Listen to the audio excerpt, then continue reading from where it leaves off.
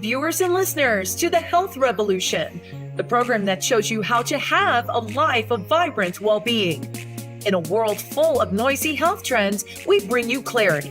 In a sea of fads, we reveal the science-backed strategies that truly work. We explore physical strength, emotional resilience, and mental mastery. These are the keys to an enriched life. Join us for inspiring interviews with champions who conquered life's health challenges, fueling your journey. Are you ready to unlock your potential? To live with vitality and purpose? Then join the Health Revolution. I'm your host, Adriana Morrison, health and fitness expert, speaker, and a mom who understands.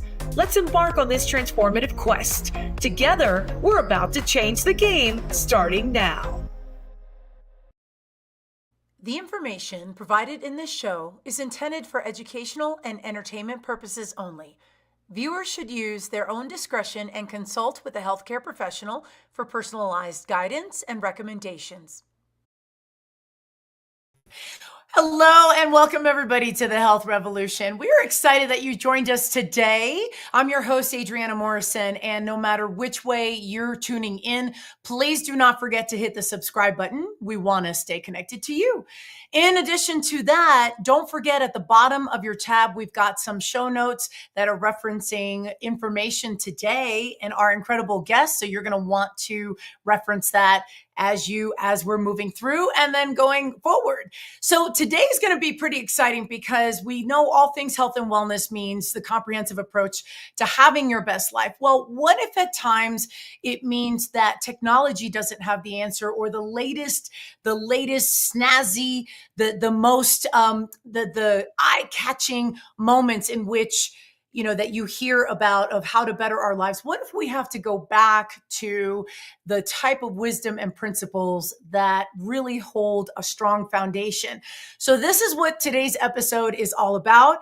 And I'm excited to introduce to you my guest today. But first, let's have a little look at this. Take a look. Today, we welcome Courtni StarHeart, a keynote speaker, immersive training coach, and traditional medicine woman. Her extensive studies blend ancient healing arts with contemporary wisdom, making her a unique voice in the realm of holistic wellness. With a rich background as a National Merit Scholar and years of hands-on training in New Mexico, Courtni has honed an approach that merges uninterrupted native lineage with modern applications. From the transformative 4 Keys of Power to her innovative book, Rainmaking, and her journal guide, How to Journey, Courtni's teachings offer a roadmap for personal growth and empowerment rooted in deep wisdom and practical strategies. Today, Courtni helps to unlock the secrets of ancient wisdom for today's world, guiding us toward a more connected and conscious life. Please help me introduce and welcome Courtni StarHeart. How are you, Courtni? I'm great. Thank you so much. I'm just thrilled to be here. What a wonderful show. Well, I'm glad that you're here. And certainly you're bringing such an impactful loads of information. And so I've got to ask, in terms of the wisdom and principles, what are some things that led you to really embrace this and recognize that this was something that was really true to your calling and how you lead others? Wow. Well, you're a mom, and so you'll probably understand this as well. A lot of other women out there. When my children were tiny, I got sick. We always think that we're going to be at our best health forever, especially when we're younger. So it was a real blow to have to confront, a challenge in my health. They couldn't identify what it was. I didn't know what was going on. And so eventually I went and sought out my native roots in New Mexico and looked for the help of a traditional medicine man. And that's, that's something that we hear about from time to time, but it's not, I guess, for someone like me, I've never thought to do so. So what was about your experience that really spoke to you about, this is something that is drawing me in, and this is allowing me to take better notice of my quality of life and how I lead. I love how you said that. the roots of the Mesoamerican culture that I went back to were so compelling. I mean, I'm half Native American and I'm half European. We speak Spanish in my family. We speak French. They're Irish people. They're Native people. Um, and getting back to the roots of the indigenous women who had almost disappeared, really. You know, they say, for example, that the Maya have disappeared, and we know that's not true. But rumor had it that the indigenous people had just up and disappeared. So when I found this thriving, vital culture and Spanish speaking, I just fell in love. I don't know how else to say it. You know, the sound of the drums, the chili peppers, the high desert, and the beautiful, powerful women. It's a matriarchal culture. And so, true to form, it's earth honoring, it's woman centric, it's mother centric, it's quality of life centric. And the women are legendary. They're strong and fierce and run marathons in the desert. They're also herbalists. So it matched my training with Susan Weed, where I studied herbalism and permaculture. So before I even went to the native studies, I had been looking at the healing process and how, especially as mothers and as women, we could take advantage of, the things that our grandmothers knew, if that makes sense. Like I didn't want to lose the culture of the women of the family. I, Yes, and that makes incredible sense. One thing I do want to make sure that our viewers know that it's not just a turning point in your journey. There is extensive study. So this is you having an extensive background. Can you share with us, what all that you in terms of the collegiate level, all of the studies that you've had? Can you share with us some of your backstory? yeah, thank you. I mean, that's a big part of my story too. Um, I was always interested in what happened to my ancestors. And, I don't want to be gory, but I would ask my grandmother, who is Native American, Grandma, how did our people live and what was life like? And I noticed what a struggle it was for women of my mom's generation to have a career and a family. My grandmother stayed at home. It was like she was the lost generation of knowledge. And she said, our ancestors were killed and there was this trail of tears, and then we were dropped off in Oklahoma, and her mother had met her father, who was Pueblo, and there was this interruption of knowledge. She was orphaned, as many people were of her generation, and could never get back in touch with her family. They didn't have the internet. And so if people lost each other's address or their phone number, they moved, right? Then they lost each other. So there's an interruption. And I think I didn't feel comfortable moving forward in life until I figured out what had happened to my ancestors, if that makes sense. Yes, and I know that your studies, you're a National Merit Scholar, and so, when you and I had spoken before, I thought it was very fascinating that you have an studious background, but you also there came a point in which you were integrating the two. So, being knowledgeable and stepping into your own as a professional, you came back to your roots. Can you talk about what it was like to integrate the two? What were some of your personal breakthroughs as you were learning more about the steps you wanted to take professionally? Yeah, thank you for threading that together so nicely. It's hard to see the forest for the trees when you're looking at your own life. You're such a wonderful partner to go through this interview a process with. Um, yeah, okay, so I was a National Merit Scholar. I was studying at the university. I never found one single course on Native Americans. The best I could find was something in South America. So I have a dual bachelor's in Latin American Studies and International Relations. I looked at commerce and trade and politics and culture and all of these things in order to try to understand the world that I was living in and figure out what happened in the past. Anyway, I wrapped that into my professional work because I worked at the public defenders. Um, when I was in DC, I had worked for various agencies that were petitioning for political asylum for refugees. Like back then, it was Nicaraguans and different people, Guatemalans, Salvadorians. And so I had that passion for um, I guess, people's cultural rights and preserving people's heritage. Anyway, I ended up at the public defenders, and I had a consulting firm where we consulted for the state of Delaware. I had worked for the governor of the state of Delaware when I was younger. Um, and I went to the same high school as Joe Biden. It was a very rigorous, almost Jesuit school.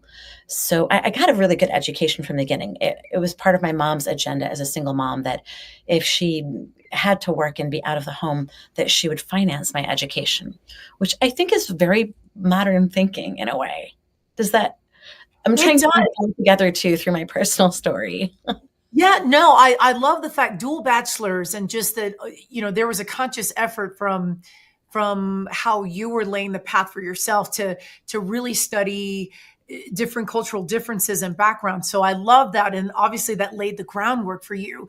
At what point was it important for you to really turn that page and seek the holistic approach, the becoming a traditional medicine woman, and really homing in on this being your area of expertise? Well, when I was in college, the whole problem, and when I went on to a PhD program, the problem was that they wanted to study Native Americans in a book, which is like studying childbearing in a manual. Or, maybe we should study lovemaking in a book. I mean, would you get anything out of that? And so it was like all in or all out, red pill, blue pill. My blue pill moment, I think we call it getting blue pilled in New Mexico, that awakening moment where people go, oh my gosh, there's so much more out there. That blue pill moment for me was that I was dying, and I had a series of dreams, and in the dream time, I kept on seeing the same scenario, and I was dying. I mean, I was down to like 97 pounds, and we'd had E. coli poisoning in our well, and nobody looks for that in mainland America being like in Mexico. I think they would look for that. In China, they look for it. So my Kung Fu master figured it out. And he actually was dowsing. And he's such an intelligent man. It's hard to think of him doing anything that's quackery. So when he said he was dowsing and he went right to the well, I went to a doctor and I had E. coli poisoning. It took years to recover. So I was slowly dying. It was like a near death experience. And when you're in between worlds, as I would later learn with plant medicine, you can learn a lot, right? You can talk to the things in the next world, the dream time. And so this is kind of where like the finding the force thing comes from, is because when you can move more into being quantum, move more into being light, then you gain superpowers. And that's the place of miracles, right? And And so, you bring up two areas that I think are fascinating is the the type of dreams that we have, because there's much to recognize and pull from our dreams, and then just plant medicine. Talk a little bit about some of the essence of both, where maybe we just don't put enough attention on. yeah, that's interesting. I mean, I almost want to bounce it back to you and ask you a question. Like in your culture, um, do you have grandmothers or old wives' tales or like knowledge from aunties culturally? Because I do in my family, but do you think most women do? Like parts of the knowledge of the women that I maybe think are ignored? I don't Yeah, know. I do believe that there's that essence. So my family is originally from South America. I was first generation born here, and I think that there had been just across time. There's been conversations about what it was like for them to back then it was the 60s and what have you. So then it was more. I almost got the sense that they were more resourceful. We didn't really have much conversations about dreams other than I guess envisioning having a better life. And so then my family just made the steps to eventually make their way here. But I do think that the different cultural emphasis on just the connection to Mother Nature, the connections to plants, it always we seem to have the ebbs and flows in society. Do you feel like you see that too, or do you feel like that we recognize and maybe there's a disconnect, and then maybe we come around, Mother Nature has the answers? What's your take on that? see that, you got right to it. It's like the ebbs and flows. So first generation, sometimes people ignore the lineage. So my mom was first generation from immigrants and Native Americans. So she was more wanting to assimilate, and her generation was very efficient at getting jobs and being modern women and pursuing careers. And it was so inspirational to see that. You know what I mean? But I think a piece of the traditional knowledge might have been lost when the women left the home full time. So I can't say that either one or the other is better, but I notice these flows. So the younger kids that I'm working with, the girls who are in their 30s, are just nuts about sustainability and shamanism and permaculture, yoga, holistic health, superfoods. They're amazing. And they're into doing good for the world. And they're almost kind of creating a revolution about like prioritizing quality of life over money. And they're suffering, and some of them are living like 6, 8, 10 to like a one family size home so that they can prioritize that. Of course, in New York City, then people are forced to do that type of thing all the time. But you know what I mean? Like the way of looking at life is shifting. Farming is back. Herbalism is back. Hippie skirts are back. Cannabis is in. And now, of course, in Colorado, there you have this wealth of knowledge about cannabis, right? Yeah, we kind of trailblazed over here. Yeah, trailblazing. But, and it's funny because I also, I can't help hearing you say that. I can't help but ask, how do you balance between the traditional principle? How do you personally balance between traditional principles and then just navigating through where we are in today's society? What are your favorite ways to integrate the two? Definitely yoga, breath work. Finding the Force is my shtick, right? Um, and you can see in the studio the vehicle too behind me. I'm an artist. I love to paint. So I do that when my mental health is best is always when I'm doing art. Um, but the Finding the Force thing is about, yoking light into matter. It's also about balancing quality of life and financial well-being, right? It's about boundaries, but loving boundaries. And Yeah. trying to remember the balance between yin and yang, you find kind of a third thing in the center, which I think is the force. And then some people would call it the Tao. Everybody has their different names for it, right? And so I just love the idea of it's not that you find the force, like consciousness is a destination. You're constantly in this state of awareness more and more, that if you're in that flow, you're in a better state mentally, emotionally, and scientifically. We now know, sorry to bounce around, but here's Joe Dispenza, and God bless him. He's produced this research base. Heart Math has produced a ton of research around the science of the force, and also how, as human beings, we can plug into that and make the most out of it. Do you find that continues to be a growing shift in terms of holistic, that it's not just maybe say the younger generation? Do you find that people in general are gravitating towards this? What do you notice in terms of your observations? Oh, like 110,000%. The fastest growing niche, according to like research and all these white papers that I read, I geek out on this. Fastest growing thing is holistic health under well-being, as I'm sure you know. And within well-being, holistic health, you niche down farther to like mindfulness, meditation, and that type of thing, mind stuff. And then you get into breath work, and then you get into plant medicine and microdosing, even within plant medicine, is the fastest growing. It's like something went quantum on a firecracker. It is incredible. And more and more people, literally, like people are walking in the mall talking about this stuff. And I'm thinking, this used to be illegal a few years ago. And now moms with babies in strollers are microdosing and giggling.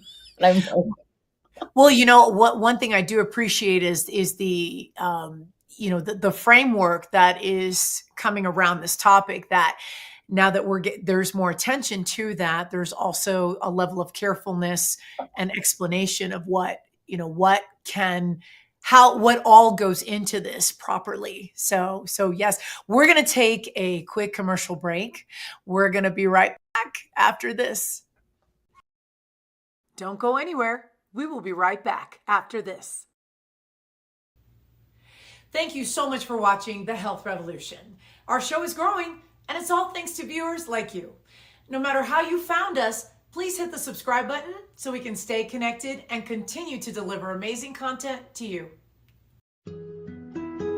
Life is so fragile, and we're constantly reminded just how fragile life can be, especially when we or a loved one is told we have cancer.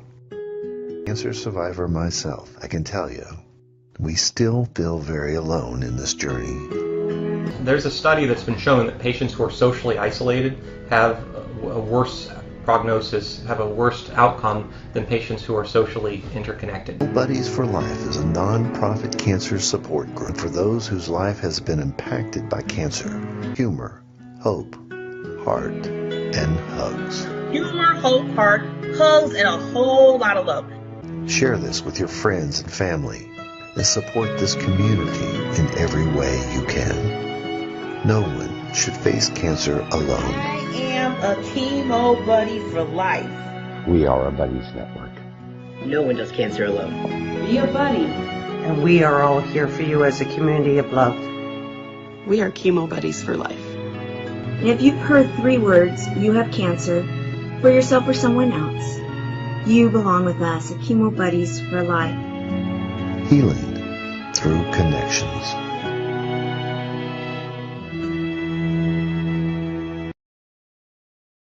And now we want to give special thanks to Biomed Mobile IV for sponsoring the Health Revolution. Biomed Mobile IV is Colorado's top mobile IV therapy service, servicing throughout the state of Colorado. They offer an array of vitamins and above and beyond safety preparation. Biomed Mobile IV, your dedication to health and wellness is exactly what our show is all about. And we thank you for your support. Welcome back to the Health Revolution. Welcome back to the show. My guest today, Courtni StarHeart. She's a keynote speaker, an immersive training coach. She's also a traditional medicine woman and an artist. And we are continuing our conversation in terms of how she empowers others, how she teaches and leads others, utilizing the ancient traditions, the principles, and the wisdom and the teachings that really hold more weight than we in modern times that we give credit to. So Courtni, I appreciate what we were talking about before in terms of the integration of those sound foundations. Talk a little bit about Finding the Force. And I know I want to get into, Rainmaking and also the your book, How to Journey. But talk a little bit about what led to that and just the overall purpose. What's behind it? Well, behind Finding the Force, the concept is that I wanted to step away from these charged subjects.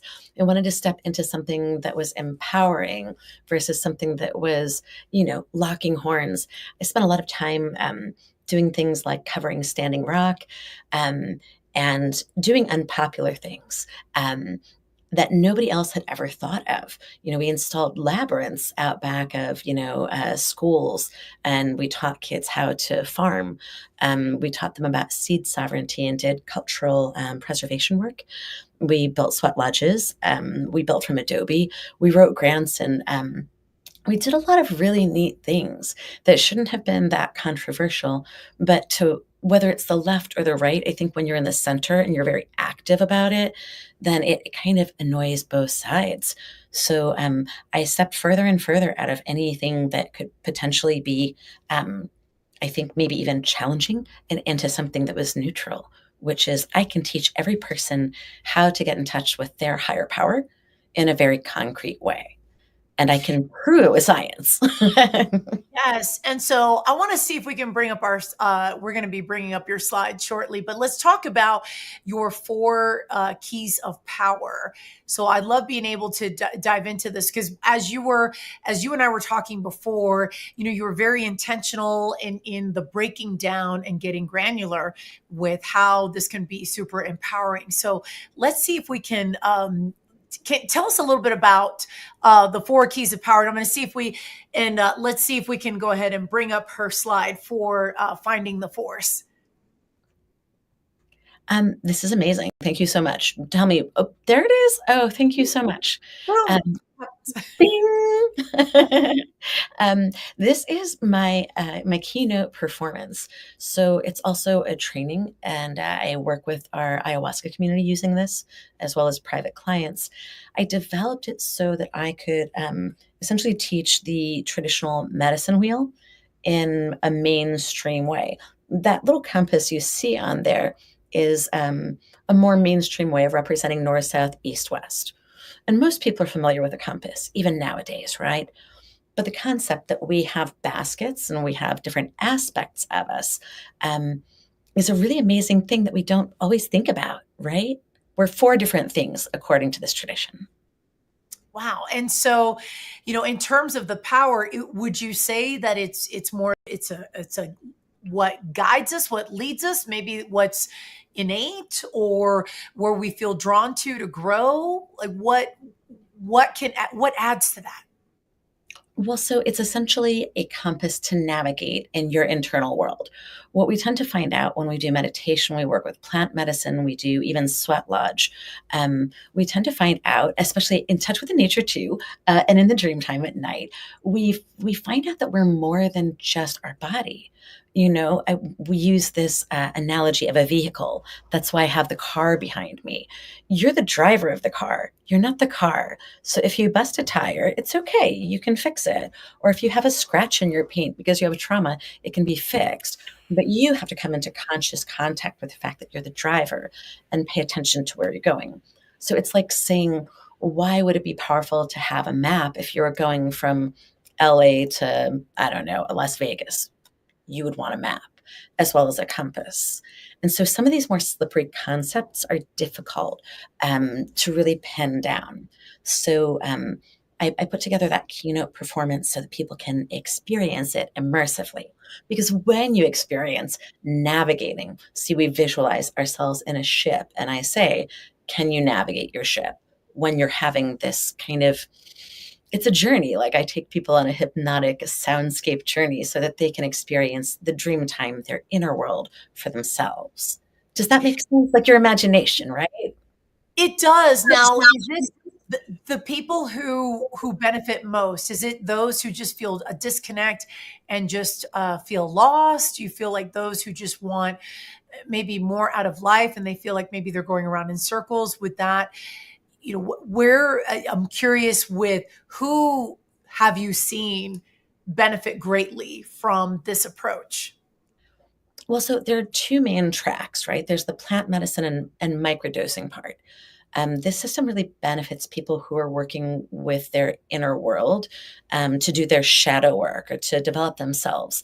And your emotional and mental development obviously affects your physical development, and your physical development in turn affects your mental development. So that's all tied together. It benefits the physical body, your mental state, but what you can also use it for in the corporate setting is focus.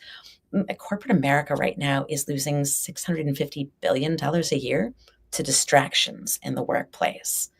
I probably lose a lot more than your average office worker myself. And I don't know, being a mom and working at home is so challenging. It is. It's about focus. And I'm teaching people from all walks of life, really, how to use their mind to dial into their mental focus so that they can get what they want. Very true. So I want to make sure that we get a chance to talk about your book. So let's talk about your first one, Rainmaking. Can you shed light as to the moment in which you were, you decided, what, I need to put this into a book and go from there? What can you tell us about Rainmaking?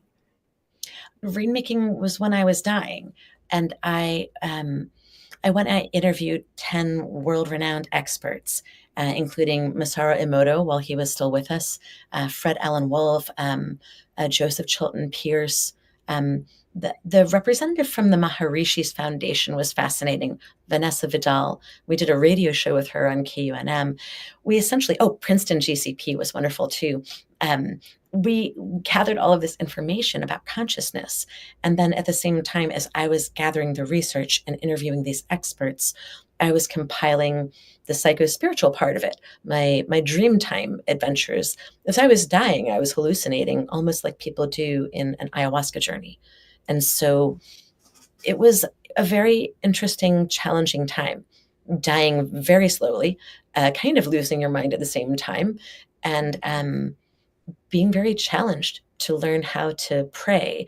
The state of prayer, where you can perform miracles, say, like Jesus allegedly did, and when people walk on coals and do things like that, we call that rainmaking. Because in the desert, a medicine person has to be able to make rain, or they are virtually useless to a desert tribe.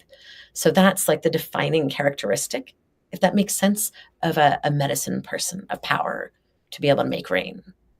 And can you tell us, what does the ayahuasca journey represent for viewers who are watching that they don't know what that is? Can you shed a little light on that? For me, the most important thing about the ayahuasca tradition is the knowledge of the ancestors that was entrusted to me. And with great humility, I say that I would never seek to administer ayahuasca if I hadn't spent 20 years with a lineage medicine man. And he was exquisite. I mean, he makes the piel de gallina, the chicken skin. It makes your hair stand up on end. You can feel the electric. And we sat with international councils of other tribal peoples when I was carrying his bags studying. And so I got to know a lot. And they eventually initiated me, and they taught me the oral traditions about the plant medicine. And they said the ayahuasca is not for tripping. It's not a psychedelic. It's actually a near-death experience. And so it's like stealing fire, like Prometheus stole fire from the gods and brought it back and was punished for it really soundly. It's like when you steal the knowledge of the afterlife and your supernatural powers back from the gods, it's a big thing. It's a very sacred thing and has to be approached in a certain way.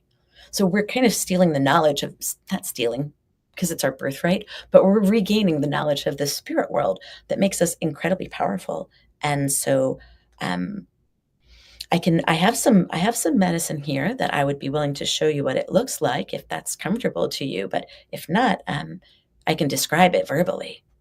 Well, let's circle back around there. I do want to talk about, I have your book here, How to Journey. And so if we can pull up her slide, and I want to make sure that we give proper spotlight to this. Talk a little bit about this. I'm pleasantly surprised about what you wrote here. And I do want to, I would like to add something, but before I do, can you explain a little bit about How to Journey for viewers who are watching? Well, again, it's the medicine wheel. We use the medicine wheel for everything, one size fits all. And kind of like Shinto and like Zen, that simplicity creates a lot of space for a lot of things to go into these containers. How to Journey is a book about the basics of symbolic language. When you go into the spirit world, you need to speak symbolic ease. If you're going to Tokyo, you would speak Japanese. This is basically like the 101 and the compass for going to the spirit world or the dream time. Wow. I do want to read something here real quickly. I always like doing this whenever we have incredible authors here. So it says on page 15 of How to Journey, you wrote, and it's just a quick sentence. Well, it's two sentences. Our mind is the field of energy that is generated by our thoughts, feelings, body, past experience, and environmentally taught beliefs. You can always change your mind. And when you do, then you change the world. I thought that was pretty powerful because of just the mindset approach and the more conversations around mindset that are emerging these days. Can you talk a little bit about just how much we could do so from your perspective and what you've seen? Mindset is more important than medicine. And that's what the elders taught me. Medicine is not to be a crutch, and it's not something to be kind of like prostituted in a way. You should be doing the work, and you should be doing the spiritual push-ups. You wouldn't expect, and none of your clients, to get bigger muscles. Look, I've been watching your videos, by the way. I hate to go squirrel, but I've been watching your videos, and I did your workout today. It was everything. Okay, so it's mind, body, spirit, and just like you expect to do push-ups in the physical, you got to do them in the spiritual as well. Your mind is the connector between the force and your vehicle. That's why I have all of these symbols around here. I got the car, I got the force. Your mind is the connector. And so you've got to train your mind. When you have these 4 keys, there are 4 V's to the 4 keys, which are vision, vehicle, and void to get into the vortex. There's a vortex, an opening of consciousness that opens us to the force. And it's an ancient secret held all around the world. All of the women from around the world knew these things. And when I sat by the fire with them and we listened to each other, all of those borders around what kind of language she spoke, or her religion, or her dress, or her skin, all of that disappeared, because it was like, oh, there was a time when we were all one because of this knowledge we carried as women. Anyway, so it's provable now. That's why I'm waving this thing around. We can prove that if you take these steps and you do this breath work and this visualization, you can actually plug into your higher power. But we can measure it now. That's why I'm starting to like shake, and I start to stutter sometimes when I get super excited, which is hysterical to me. Well, the one positive that I see, I mean, amongst many, is the intentional connection, the internal connection within. Because in society's times, we can certainly get lost in the sauce, so to speak, with all that's happening around us. But what I can appreciate is the ability to keep that internal connection there. And that's not something that historically has been emphasized. And it seems like we're coming around full circle, would you say? 1,000%. And that's why I get so excited, because we've come full circle to where now science has caught up with what our ancestors knew, And so when you've had, so obviously being, speaking in different environments and speaking to different groups, what's some of the feedback you've gotten from those who maybe have stumbled upon this for the first time, and this is brand new information, your approach and these keys being the keys of power and tapping into that vortex? What are you hearing from those who hear from you for the first time? People are thrilled. And I was taught to be humble. It's part of native culture, like Japanese culture. The nail that stands up gets hammered down. So you're always looking, if you say something good about yourself, you're like, is somebody going to smack me in the head? But people are loving it. I did the performance the other night to a room full of people, and they all got it. And they all went home and started practicing it. So the thing is if you do this over and over, and it's like a 3-minute procedure, and it's fun, it's literally like a game that a child could do, and the children really like it too. And I'm a mom, and I was a school teacher, and as a minister, you deal with people of all different ages and backgrounds. My grandmother was a 1-room schoolhouse teacher, and I think of being a shaman is like kind of being a 1-room schoolhouse teacher with psychedelics and drums, and good stories. So, we tell the story, and the story is what all of these tools hang from. It's immersive, it's experiential. People learn 400 times faster when they're doing play. Like, you've seen how quickly kids pick things up, and you're like, how did you do that? Right? That's true. That is true. And, it's funny because with all the technology that's out there and how we advance just as a society, I do like the fact that this is more of a creative approach, so to speak, to really tapping into potential. So then there's that level of not trying to put somebody in a box or not trying to fit somebody in a specific category, but can clearly see where this is where this could be a huge benefit for someone, even if it's not something that they knew about before? Well, for everyone, that's the thing about this one, about the keynote performance, is that it's an immersive soundscape where we're teaching them what's in this workbook based on the research in this book and my experience with shamanism. And what I noticed is when we were going into the ayahuasca experience, and when sometimes in Sweat Lodge, when it got hot enough that we would start to transcend the physical and get more into the dream time, into your inner planes, right? And so there were certain obstacles that people would encounter that my teachers told me would happen. We go into the underworld first, we dig stuff up. Let's call it limiting beliefs, or maybe things that don't serve us anymore. Maybe I had a limiting belief earlier that served me and I learned from it, but I can let it go now, if that makes sense. So it doesn't have to be like a big scary thing. But whatever beliefs we have about ourselves, once we bring them into the light, we can adjust them. And that's the void part of the journey. Go into the underworld, retrieve limiting beliefs, bring it up, get rid of it, and go higher, because you have less weight and less baggage. You become more light. So definitely it's that transformative piece behind that. So yes, we're going to take a commercial break. We will be right back after this. Don't go anywhere. We will be right back after this.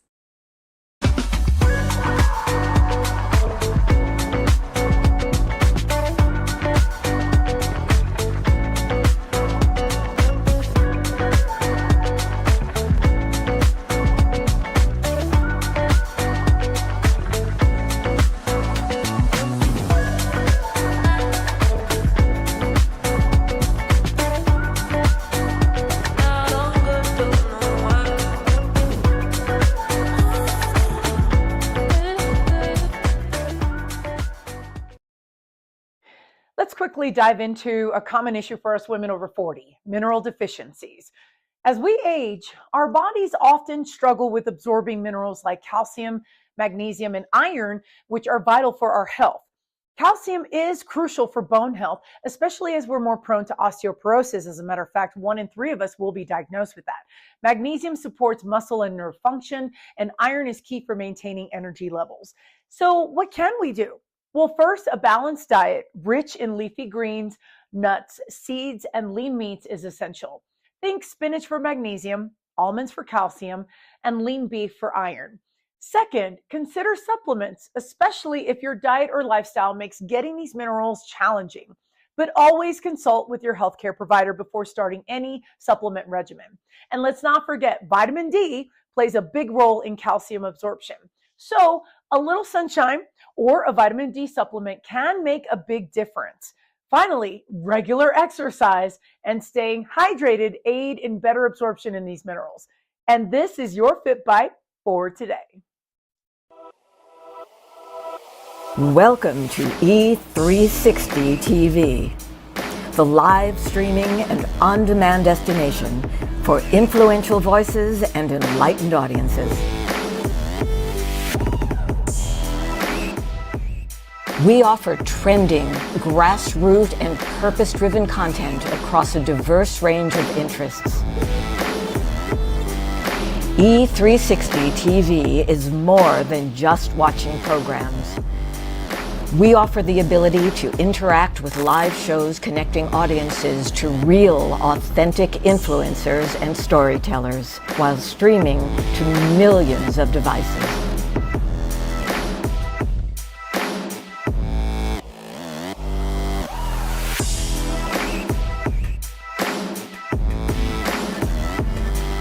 Real experiences,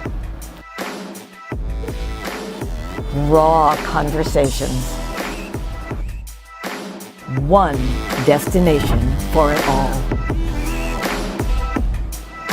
E360 TV.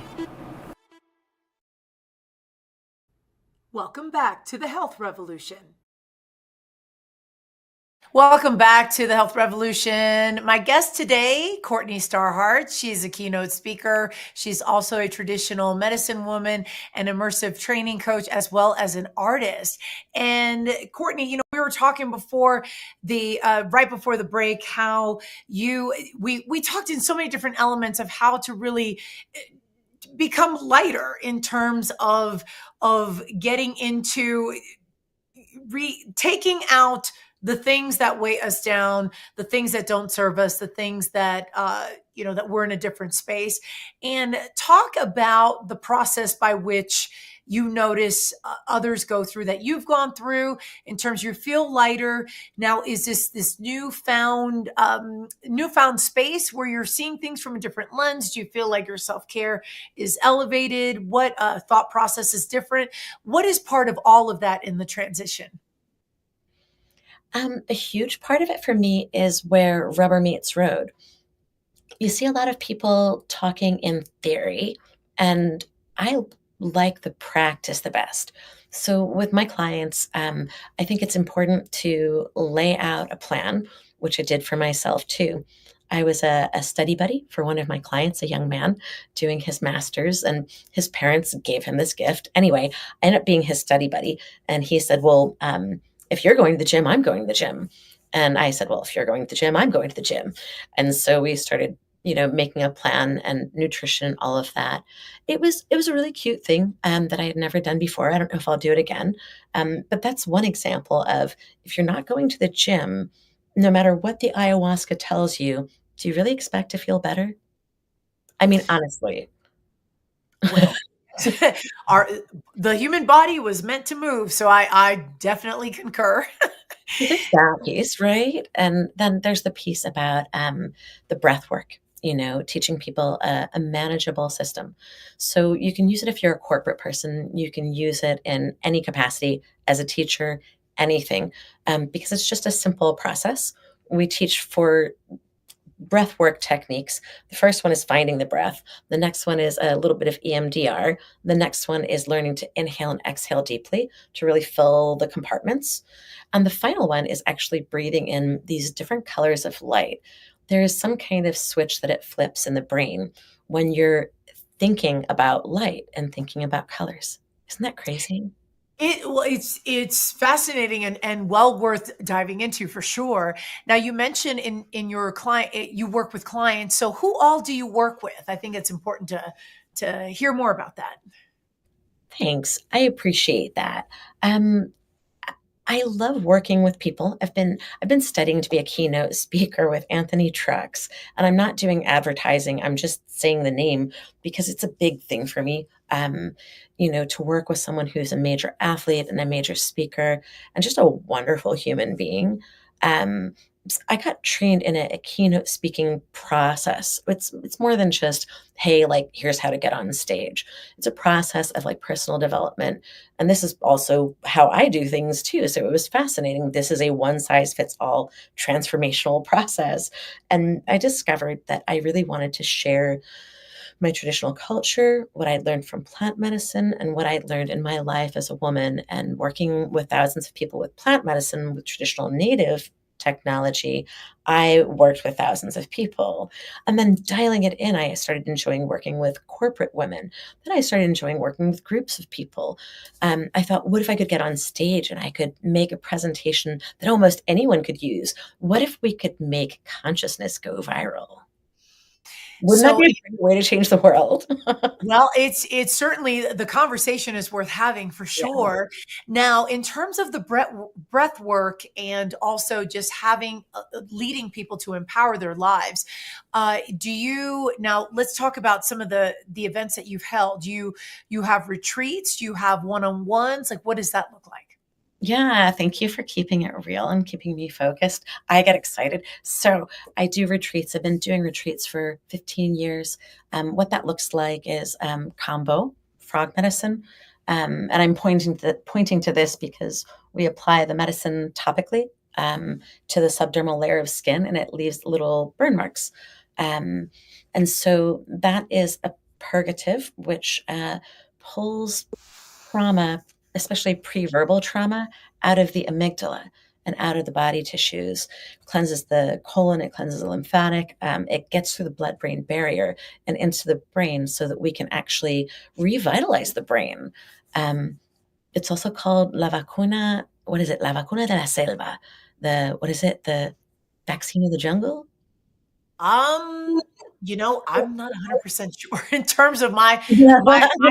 My own Spanish is a little rusty. I do want to too. No, we're going to take a quick commercial break. I want to swing back as we come back. We're going to talk about where you are in social media and where people can find you. So don't go anywhere. We'll be right back. Don't go anywhere. We will be right back after this. Greetings, I'm Angel Marie Monticelli, host of Energize You TV, every Thursday at 11 a.m. Pacific Time. Go to Fresh Takes right here on E360 and get Reikified and energized today.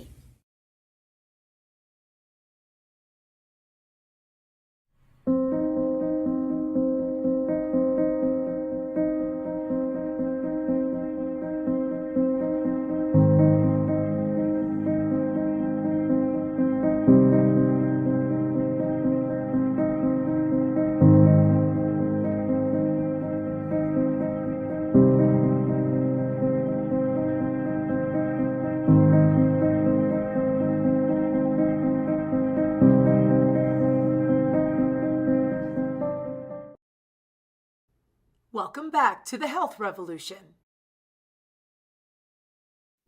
Welcome back to the show. My guest today, Courtni StarHeart. She's bringing all the things in terms of empowering our lives and using the ancient traditions and wisdom and principles and integrating all of that with how we can better ourselves.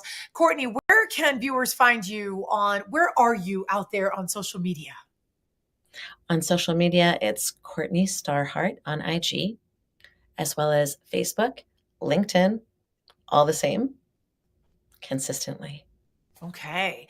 And what about your website? Your website is Finding the Force and .com. Okay. And churchofthenaturallaw.org. Okay. So churchofthenaturallaw.org. And do you have upcoming events that are in the horizon going forward in 2024? Retreats, keynote performances. I work privately with people. I also do a lot of online work. So I enjoy working with people in groups and also enjoy training professional level people.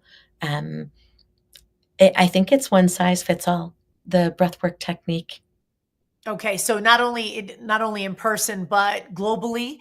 So anyone who reaches out to you and they're able to, and then I'm going to assume that your events are coming up and that that as they get on your website, you could see some of what's around the corner for you in the spring, summer, and going forward. Absolutely. It's all on the website, both the retreats as well as more information about the keynote performance. Okay. And there are so many things that you can find online about our community. Everything that we say is anecdotal. And so when we're talking about any of the potential effects of what we do, it's really a difficult place to be in because I'm a tribal medicine person, but I'm not a doctor. And so I want to say too, there are times when people ask me about medical advice and I can't do that. So there's this fine line that I have to tread in terms of looking out for people's health and well-being, and sharing as much as I can, and it's an interesting process because what I've learned is that if I empower people to be the best version of themselves, they tend to figure it out. Yes. Themselves. They look up the right things. They go to the right practitioners. It's almost like the force is with them, and then they're able to figure it out by doing their legwork and doing their push-ups, like I was saying. Well, and being that guide is so essential, especially if we're just not quite sure which way to turn, but which can allow us to strengthen and be in that new level, that new level of greatness. So, Courtni, I know that we are out of time. Thank you so much for being here. I appreciate you spending your time, your energy, and sharing your wisdom and how you can help empower our lives and grow from here. Thank you for being here. Thank you so much for having me and for this wonderful space that you provide. Thank you. Well, I appreciate that. And for all of our viewers, please don't forget that you can find us. Our website is thehealthrevolutiontv.com, and that's where you can subscribe to our newsletter. If you have ideas for topics and show information, we'd love to hear from you to see what you'd like to see next. And in addition to that, we'll just pop up our QR code on the upper left-hand corner of your screen if it's easier for you to just grab that quick QR code. And then, as always, we are on Tuesdays and Thursdays. It is 10 a.m. Pacific, 1 p.m. Eastern, right here on E360. And that's all the time that we have. Thank you so much for being here. Until next time, viewers, we will see you soon. Take care.